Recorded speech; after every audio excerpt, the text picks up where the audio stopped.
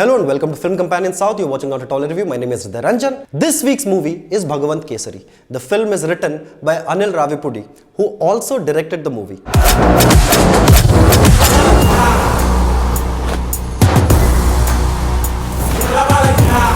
The film stars the one and only Balakrishna, Sreeleela, Kajal Aggarwal and Arjun Rampal.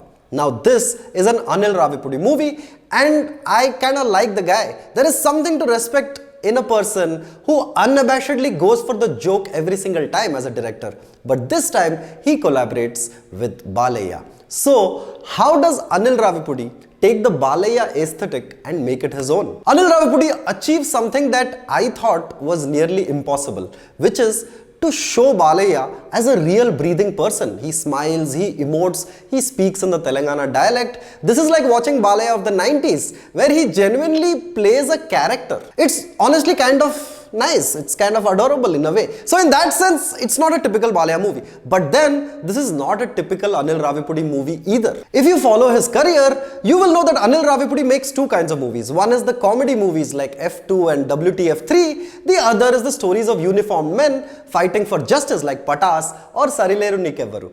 This movie falls somewhere in the middle.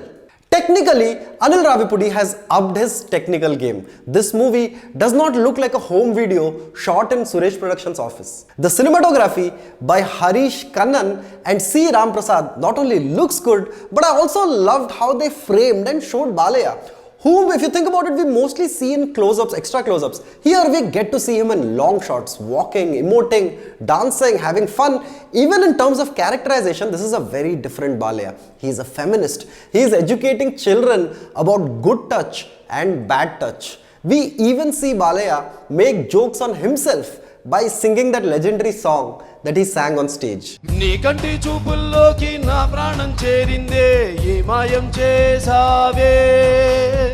Unfortunately, the film's screenplay keeps oscillating between the generic and the innovative. There's a wonderful action sequence which I loved, where Balaiya is requesting the villains to show him their faces. There is another scene in a bus where he's listening to an old song playing on the radio. At the same time though, the lengthy pre-interval action sequences seem like the backup footage from Akhanda.